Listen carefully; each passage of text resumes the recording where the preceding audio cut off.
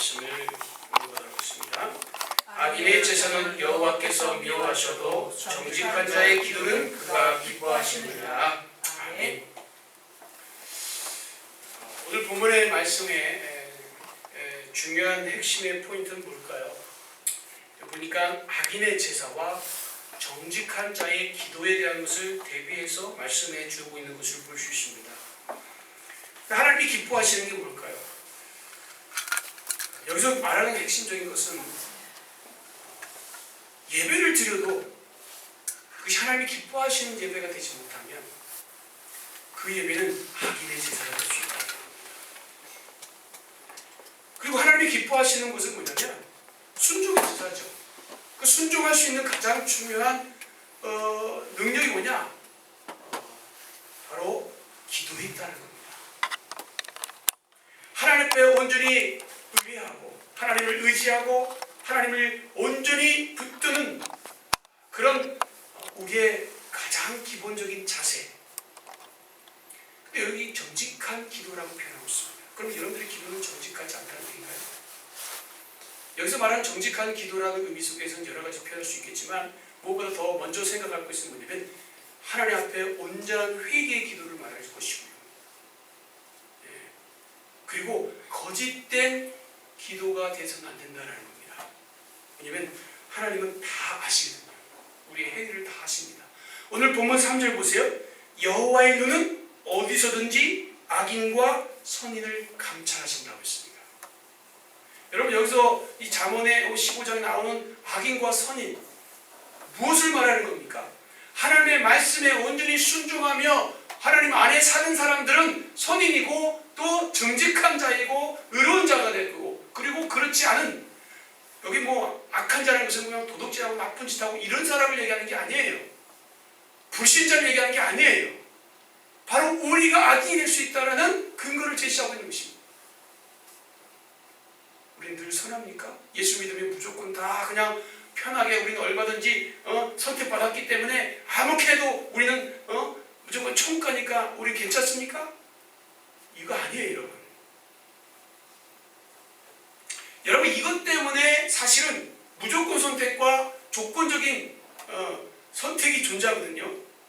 그래서 이게 나눠져요. 중세시대에 보면 알미니안과 칼빈주의로 나눠지고 장로교는 칼빈주의죠. 감리교는 알미니안주의. 알미니안주의는 뭐냐면 예수님이 무조건 다 선택한 게 아니다. 조건적으로 선택한 것이다. 이렇게 얘기를 합니다. 여러분도 물론 교리적으로 설명을 해야 합니다. 그렇지만 근본적으로 제가 그걸 말씀드리고 싶은 게 아니라 하나님이 우리를 무조건 선택하셨죠. 일방적으로 우리를 선택하신 겁니다. 그렇죠. 아니 부모에게서 자녀가 태어납니다. 그 자녀가 딱 태어나오니까 아니 우리 엄마가 마음에 안 든다고 해서 바꿀 수 있습니까? 아니에요.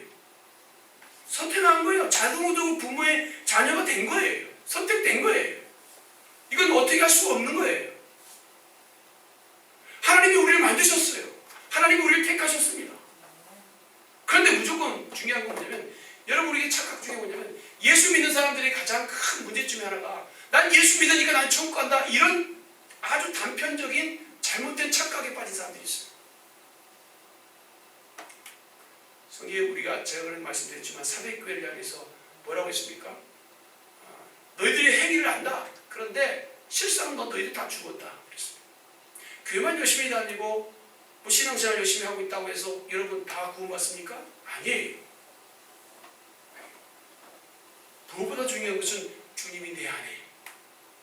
그죠? 내가 너희 안에, 네가 내 안에. 이 말씀이 왜 중요한 의미를 갖고 있어요. 이 말은 뭐냐면 지금 이 순간 나는 주님 안에서 나는 모든 것이 죄인으로서 할 수 있는 게 아무것도 없습니다. 그래서 주님 아니고선 내가 하루도 살 수 없는 존재라는 분명한 인식과 확신 그리고 그 믿음을 가지고 어떤 상황 속에서도 하나님의 말씀이 우선시되는 삶 주님이 나의 삶의 중심이고 나의 생각의 중심이 되고 나의 행위의 가장 중심이 되는 우선이 되는 그런 삶을 살지 않고 있다면 저와 여러분은 그냥 행위만 강조하는 신앙자예요. 행위만 갖고는 안 됩니다. 믿음과 행함이 같이 같이 가야 그게 진정한 크리스찬이에요. 오늘 본문에도 강조하고 싶은 게 그런 거라고 저는 생각해요. 여러분, 죄를 드러내는 것은 많은 아픔이 있어야 하고 많은 용기가 필요하기 때문에 우리는 죄에 대해서 깊이 생각하지 않으려고 합니다. 그렇기 때문에 회개의 기도를 드리려고 해도 우리의 진심이 담겨있지 못하고 형식적으로 회개 기도를 하는 경우가 생각보다 많이 있어요. 우리가 회개하라고 그래요. 회개하라고. 그러니까 억지로 하는 사람도 있거든요. 이거는 진정한 기도가 아니라는 거예요. 여러분, 다윗이 하나님 앞에 회개의 기도 올리잖아요. 그죠? 네. 다른 선지자의 한마디 딱 얘기 듣고 마음이 확 바뀌어가지고 하나님 용서해달라고 백인입을 적시면서 밤새도록 눈물 흘리면서 기도하잖아요. 이건 철저하게 자신의 죄가 뭔지를 깨닫고 기도하는 거예요. 이게 회개입니다. 그런데 우리는 그저 상식적으로, 형식적으로, 외식적으로 기도하는 경우가 많단 말이에요. 그게 바리새인들의 모습이었거든요. 그래서 예수께서 뭐라고 했어요? 이 독사의 자식들아, 외식하는 자들이라. 주님께서 그렇게 얘기했거든요. 그도 얼마나 열심히 신앙생활했습니까? 얼마나 율법을 잘 지켰습니까? 그런데 그들에게 왜 그런 말씀하셨어요? 그들의 행위가 구원은 아니라 그 안에 존재하는 믿음, 말씀을 철저하게 깨닫고 그 말씀이 나를 움직이게 되는데 그저 형식적으로 그냥 행위만 존재하는 거예요. 마음이 없어요. 중심이 없는 그런 기도, 회개. 이건 정직한 기도가 아니라 그게 악인의 제사라고 표현하고 있는 거예요. 오늘 본문의 핵심. 여러분들 오늘 이 시간 예배를 드립니다. 여러분 진심 어린 마음으로, 순수한 마음으로 정말 하나님, 주님 내 마음을 받아주세요. 하나님 영광 받아주세요. 하나님 찬양을 원합니다. 하나님 만나게 돼서 기쁩니다. 우리 안에 기본적인 마인드, 베이직이죠. 주님을 향한 우리의 뜨거운 열정 없이 그저 하나님 앞에 나와 예배하는 것. 이건 죽은 제사라는 거예요. 악인의 제사라는 거예요. 하나님 받지 않으신다는 거죠. 진심이 담겨져 있지 않은 회개, 진심이 담겨져 있지 않은 기도, 이 정직하지 않은 기도예요. 여러분, 많은 성도님들께서 우리가 알고도 모르고 지은 죄를 용서해 주세요라고 기도하지만 이런 추상적인 기도는 사실 하나님께서 싫어하는 기도예요. 모르면 모르는 대로 하나님, 내가 이렇게 지은데 하여튼 뭐가 잘못된 것 같습니다. 하나님 용서해 주세요. 그렇게라도 정확하게 뭘 잘못했는지 내가 분명히 알아야 돼요. 아는 기도가 중요하다. 모르고 있는 것 자체가 죄예요. 사실은. 내 죄가 뭔지도 모르는 것도 죄거든. 사실은. 이걸 충분히 알고 있느냐는.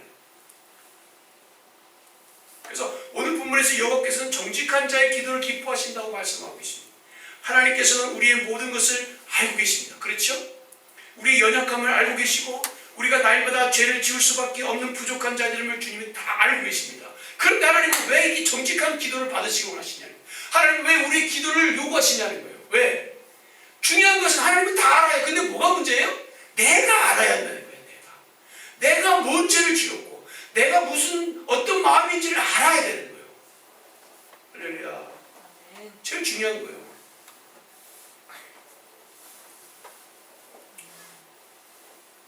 그렇기 때문에 정직하게 우리의 죄를 고백하고 나오기를 주님은 바라고 계시는 거예요. 그것이 정말 중요한 포인트거든요. 여러분들이 알지 않아도 하나님 다 아신단 말이에요. 그런데 여러분들이 아는 것을 통해서 여러분들이 알아야 한다는 거예요. 근데 하나님 그것을 기뻐하신대요. 그러나 자신의 죄를 드러내는 것은 너무나 고통스러운 일이고 많은 용기가 필요하기 때문에 우리는 하나님 앞에 정직한 기도를 드리지 못할 때가 많이 있습니다. 오히려 하나님 이번에 잘못했는데요. 대신에 내가 헌금 많이 드릴게요. 더 새벽기도 작정해서 하나님 앞에 내가 한번 죄졌으니까요. 그렇게 새벽기도 한번 올려볼게요. 더 많이 좀 봉사할 테니까 날 좀 용서해 주세요. 그런 식으로 하나님과 무슨 딜을 하는 거예요. 주님과 협상을 한단 말이에요. 그러나 하나님께서는 이런 모습을 뭐라고 표현하냐면 악한 악한 제사라고 표현하고 있습니다. 악한 제사. 악인의 제사. 이 모습을 하나님 미워하신다는 말씀입니다. 그래서 정직한 기도로 회복되어지지 않는 예배. 다시 말합니다. 이 정직한 기도는 뭐라고 그랬어요? 진심이 담겨진 모습이에요.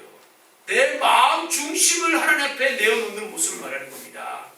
겉모습 말고요. 이런 정직한 기도로 회복되어지지 않은 예배, 기도, 헌금, 그리고 봉사, 선교, 이 모든 것을 하나님이 미워하신다는 거예요. 이것을 악인의 제사라는 거예요. 악한 제사. 왜냐하면 이것은 하나님 앞에서 우리의 죄를 포장하는 것이기 때문입니다. 외형적인 모습으로 포장하는 거예요. 왜 유대인들이, 바리새인들이, 사두개인들이 왜 주님께 그렇게 욕을 먹었어요? 그들은 포장을 잘해요. 겉으로는 그렇게 포장을 잘하는데 실질적인 상황에서는 그들의 속은 완전히 더럽혀진 상태잖아요. 진정한 사랑을 베풀지 못하잖아요. 그게 선한 사마리아 사건을 통해서도 알 수 있는 얘기 아닙니까? 그죠? 실제로 드러나지 않아요. 겉으로는 그렇게 사랑하면서 실제 내가 죽게 되니까요, 그 사랑이 온데간데 없는 거예요. 겉만 포를 번지르는 거예요. 여러분, 이 장의 3절은요 이렇게 기록되어 있습니다. 여호와의 눈은 어디서든지 악인과 선인을 감찰하십니다. 제가 아까도 말씀드렸죠. 여러분, 11절은 또 이 생각을 강화하면서 다음같이 선언하고 있습니다. 지옥과 유명도 여호와의 앞에 드러나거든 하물며 인생의 마음이에요. 우리 모든 걸 다 아신다는 거예요. 우리의 모든 행위를 다 알고 계신다는 거예요. 우리가 선한지 악한 일을 하는지 다 감찰하고 계시다는 거예요. 여호와의 눈은. 그런데 어찌 하나님 앞에 우리가 숨기고 하나님 앞에 정직하지 못한 삶을 우리가 주 앞에 예배드리며 기도하고 있냐는 거예요.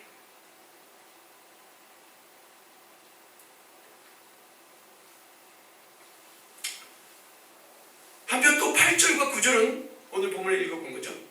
하나님께서 그분이 받으시는 경배와 받지 않으시는 경배를 또 정밀하게 조사하신다는 사실을 말해줍니다. 오늘 8절 보시면 악인의 제사는 여호와께서 미워하셔도 정직한 자의 기도는 그가 기뻐하시니라. 이것은 경배를 드린 자의 영적인 상태가 그 경배의 수준과 용인 여부를 결정짓는다는 의미예요. 본장의 29절을 한번 보세요. 15장 29절 한번 찾아가서 한번 보겠습니다. 여호와는 악인을 멀리하시고 의인의 기도를 들으시니라. 할렐루야. 계속 연결되고 있어요. 악인과 의, 정직한 기도. 왜냐하면 제사에는 참된 영적 기초가 결여되어 있으면 안 된다는 것을 강조하는 거예요. 영적인 모습이 뭐예요? 우리 마음, 우리 중심이 주님께 있지 않은 상태에서 그냥 겉핥기식의 외식적인, 형식적인 예배는 하나님이 기뻐하지 않는다는 거죠. 구절은 이렇습니다. 아까도 말했죠. 여호와는 악인을 멀리하신다. 의인의 기도를 들으신다. 계속 두 가지로 연결해서 얘기하는 거예요. 악인은 어떤 거? 진심이 없는 자들. 의인은 진심이 신실한 자를 말하는 거예요.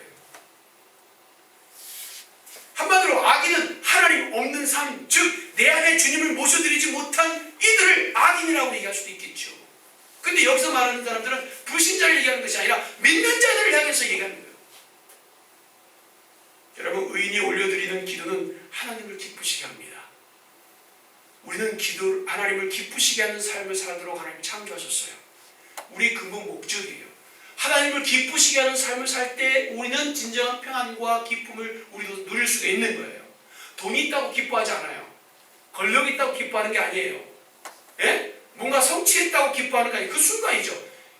영원토록 우리의 진정한 기쁨은 주님을 향해서 우리가 하나님이 기뻐하시는 일들을 행할 때 우리가 온전한 기쁨을 누리게 된다는 거예요. 이것은 세상이 줄 수 없는 기쁨이에요.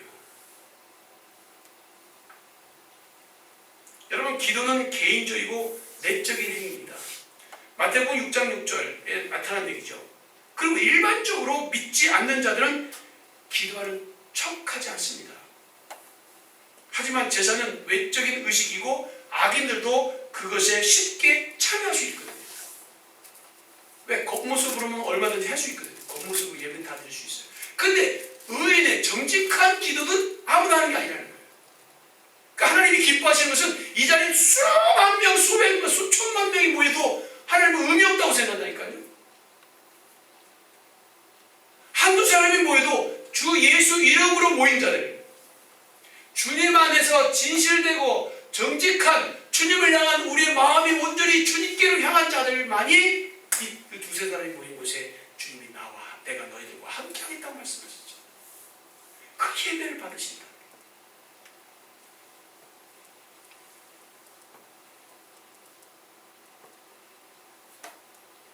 여러분, 전 또한 이 사실을 또 깨닫게 됩니다. 하나님이 우리의 기도를 통해서 기뻐하신다는 거예요. 뭐 특별하게 하나님 앞에 뭘 해드리고 큰 것을 하나님을 해드려야지 하나님 기뻐한다 그러면 우리가 참 부담이 되고 거부감이 느낄 텐데, 주님은 단지 하나예요. 네 마음을 다하고 뜻을 다하고 힘을 다하여 주 여호와 하나님을 찬양하라. 주 하나님 앞에 예배하라는 겁니다. 그저 마음 하나 달라는 거예요. 우리 마음의 중심을 주님께 좀 두라는 거예요. 진실되게. 이게 어렵다고 한다면 여러분, 이거 정말 큰 심각한 문제입니다. 수억만 걸을 하나님 앞에 드려야지만 하나님 기쁘시게 하고 뭐 여러분 어떻게 할 겁니까? 하나님 그렇게 해본 적이 없어요.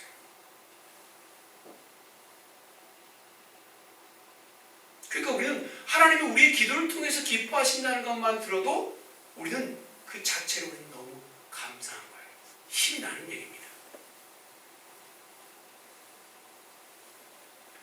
그것은 어떤 사적인 기도이든 공적인 기도이든 우리의 기도가 우리의 간절함이나 영역이 결대될 말뿐인 기도로 전락할 수도 있다는 사실을 생각할 수 있어야 한다. 말뿐인 기도가 아닌 참으로 우리의 진심된 깊은 주의를 기울여서 기도해야 될 이유가 뭐냐면 하나님이 우리의 기도를 듣기를 원하시기 때문에 그렇죠. 반복적인 습관적인 기도, 그냥 기도책으로 읊듯이 하는 기도, 그런 기도는 하나님 원치 않으시나요? 똑같은 내용이라도 우리의 마음에 담겨진 기도는 하나님 기뻐하시지만 그치 그냥 소에 경 읽듯이 그냥 주저주저 아무 생각 없이 그냥 책만 읽듯이 이와 달리 우리 마음에서 우러나는 기도, 겸손의 영으로 올리는 기도, 철저하게 하나님을 의지함을 통해서 우리의 상한 심령이 깃든 기도를 하나님 앞에 올리는 것들, 하나님의 마음에 즐거움을 드릴 수 있다는 겁니다. 여러분, 시편 51편 17절에 하나님이 구하시는 제사는 상한 심령이라고 말하고 있거든요. 상한 심령이라는 것은 뭐냐면 우리의 진실된 모습을 그대로 하나님 앞에 내놓으라는 거예요. 포장하지 말라는 거예요. 어떤 미사오그를 멋있게 막 만들어가지고 기도해야지만 하나님이 멋있게 받아줄 것 같은 착각이 빠진 사람도 있어요. 우리가 대표 기도를 하거나 무슨 어떤 기도를 시키면 뭔가 대단한 미사오그를 써야지만 뭔가 기도를 잘한 것처럼 착각하는, 그거 아니에요. 그냥 있는 내 모습이 있는 그대로, 내 생각이 있는 그대로 하나님 내 마음을 좀 받아주세요. 내가 이래요. 내 현실이 이래요. 이걸 하나님이 기쁘시게 받아들이고 그것을 하나님이 영적인 기도라고 표현하고 있는 겁니다. 이게 정직한 기도라는 거예요. 그래서 시편 51편 17절에 하나님이 구하시는 제사는 상한 심령이라. 하나님이여 상하고 통회하는 마음을 주께서 멸시치 아니하시리라. 할렐루야. 그렇다면 여러분들에게 두 가지의 정답을 말씀드리고 싶어 합니다. 우리는 어떻게 하면 하나님께서 기뻐하시는 정직한 기도를, 그 회개의 기도를 하나님 앞에 드릴 수 있을까? 그래서 악인의 제사가 아닌 의인의 기도를, 의인의 순종을 하나님 앞에 올려드릴 수 있는 삶을 살 수 있을까? 첫째는 구체적으로 하나님 앞에 내 진실을 내놓기를 바랍니다. 우리가 많이 듣던 얘기입니다. 바쁘게 생활하다 보면 매일매일 죄를 짓고 있음에도 불구하고 그 죄를 쉽게 잊어버릴 때가 많이 있어요. 그래서 한 번에 몰아서 기도하는 사람들은 뭐냐면 자기가 내가 뭘 잘못했는지도 모르고 그냥 둥그렇게 몰아가지고 하나님 내가 한 주간 동안 지은 죄 다 용서해 주세요. 그러면 맨날 그 기도가 반복이 되면 한두 번 그럴 수 있겠죠. 진짜 몰라서. 그러니까 안 된단 말이에요. 그래서 회개 기도, 하나님 앞에 기도할 때는 그 즉시 순간순간 문제가 일어나고 잘못된 거 지적되면 그 순간 하나님 바로 기도하지 않으면 구체적인 기도를 할 수가 없어요. 잊어버렸다면 여러분 잊어버린 것도 문제가 되는 거예요. 만약에 여러분 나에게 뭔가 큰 성공할 것, 정말 큰 돈을 벌 수 있는 어떤 그런 상황이 된다면 그 잊어버릴 수 있습니까? 그 순간을 그냥 내버릴까요? 안 그럴걸요. 여러분 이 문제는 너무 중요한 문제입니다. 죄에 대해서 우리가 기도하는 내용에 있어서 너무 추상적으로만 기도하지 말라는 거예요. 예?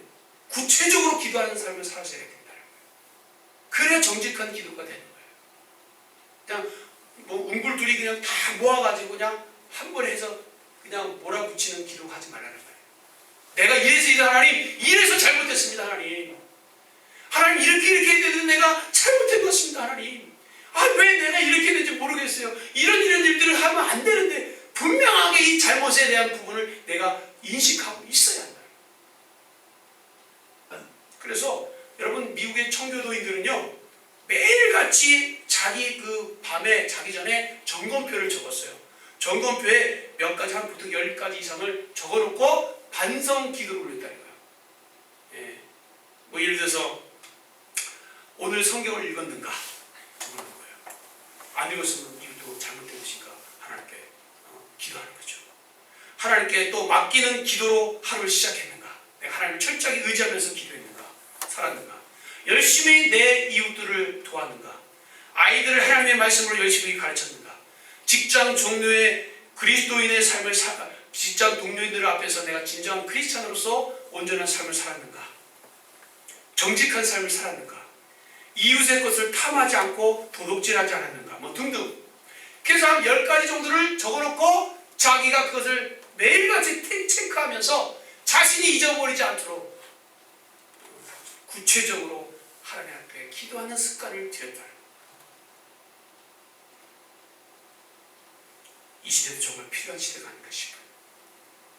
오늘부터 여러분의 자신의 점검표를, 우리가 감사노트를 적듯이 거기다가 점검표를 한번 5가지 점검표를 한번 만들어도 괜찮을 것 같아요. 그래서 여러분 만들어서 기도하신다면 이게 성도의 기본적인 삶에서 매우 중요한 의미다. 왜? 정직한 기도를 하나님 원하시니까요. 그러기 위해서 특별히 여러분 그것도 하나의 사명이라고 생각하시고 해야 될 일이 아닌가. 제가 예를 들면 목사이면 예를 들어서 오늘 성도들을 위해서 내가 기도했는가, 오늘 같으면 설교 준비를 올바르게 내가 열심히 했는가, 이런 점검을 할 수 있지 않겠습니까? 자, 어쨌든 이렇게 하나님께서 요구하시는 성도의 삶을 구체적으로 내가 살아가고 점검할 때 우리가 구체적인 회개의 기도를 드릴 수가 있고, 이게 정직한 기도가 될 수 있는 기회가 된다는 겁니다. 그냥 막연하게 기도하지 말라는 거예요. 주여 주여 하는 자마다 다 천국에 가시는 거 아니고, 그냥 주여 주여 한다고 그게 기도가 아닌 거예요. 구체적인 기도. 둘째는요, 구체적으로 하나님의 마음을 느끼고 회개의 기도를 드려야 한다는 것입니다. 자, 하나님의 마음을 아는 자세. 이게 정직한 기도의 모습이에요. 하나님 앞에 예배드리면서 하나님의 마음을 모르고 그냥 예배드린다? 이거 의미가 없어요. 한 예를 들게요. 한 아들이 있었습니다. 아버지를 찾아와서 뭘 잘못했는지 아버지께 용서를 구합니다. 아버지, 제가 잘못했습니다. 제가 아버지 심부름 시킨 것 하지 않고 짜증내서 아버지 화나셨죠? 용서해 주세요. 그런데요, 이 뉘앙스는 어떤 거냐면, 이 아들의 마음속에 지금 아버지를 화나게 해드린, 이게 내가 아버지를 화나게 했던 그 상황들, 이 문제를 해결하지 않으면 아버지가 화를 계속 가져갈 거고 내가 해야 될 일들을 하지 못할 것이다. 예를 들면 어떤 친구랑 놀지 못하게 만든다든가 뭐 이런 일이 생기는 거예요. 아버지가 아버지한테 용서를 구하지 않으면 아버지가 너 며칠간 못 나가 뭐 이러면서 여러 가지 화가 징계가 있을 거 아니에요. 그러니까 이 아들에게선 진정성이 뭐냐면 아버지에게 정말 미안해서 잘못해서 화나게 하신 것에 대해서 내가 죄송합니다 잘못했습니다 라는 그런 진정한 마음이 있는 게 아니고 이 순간을 어떻게든지 빨리 모면하고 또 친구들하고 내가 놀지 못하면 큰일 나니까 며칠간 또 방에서 갇혀 있으면 안 되니까 이것을 회복하기 위해서 오로지 자기의 생각은 딴 데가 있는 거죠. 이게 바로 악인의 제사라는 거예요. 그게 정직한 행위가 아니잖아요. 그죠? 그렇죠? 아버지를 왜 화나겠는가? 그리고 아버지가 화난 그 마음을 나도 충분히 이해하고 아버지한테 정말 잘못했다 라는 마음이 없이는 그것이 의미가 없다. 하나님의 마음을 아는 것보다 더 중요한 거 없죠.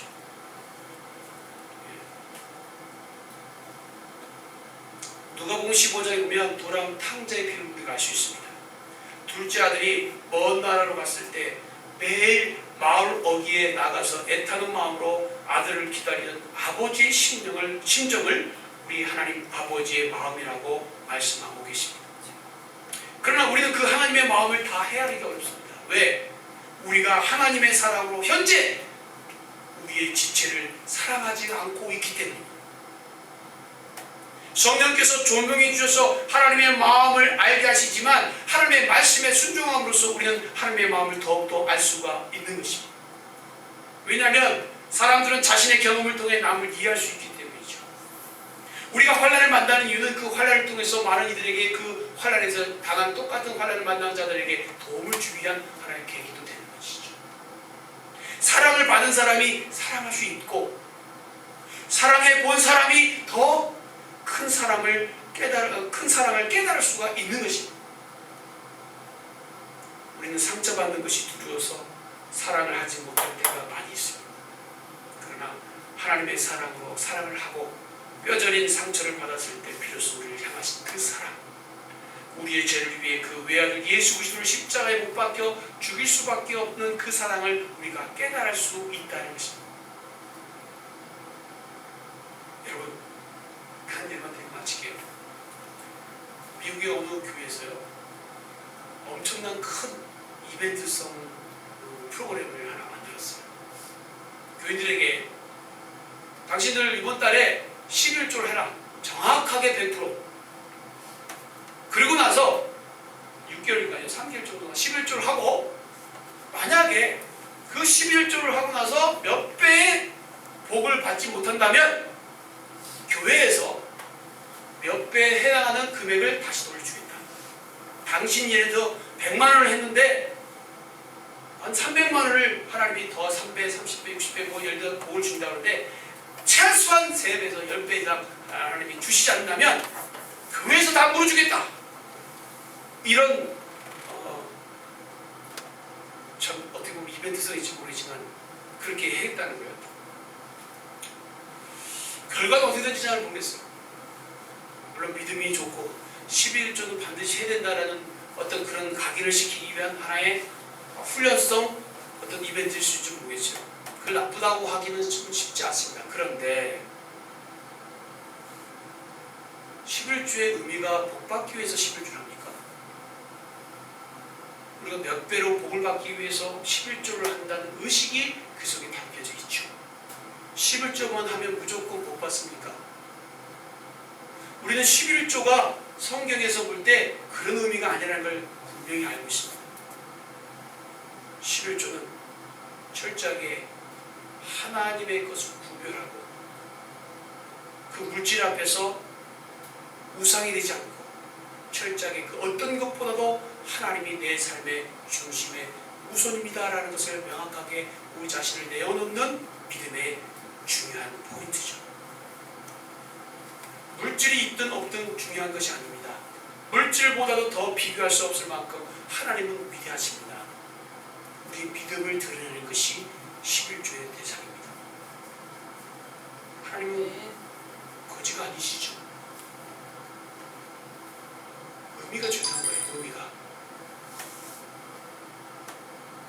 무슨 말씀을 하시는지 이해가 가겠습니까?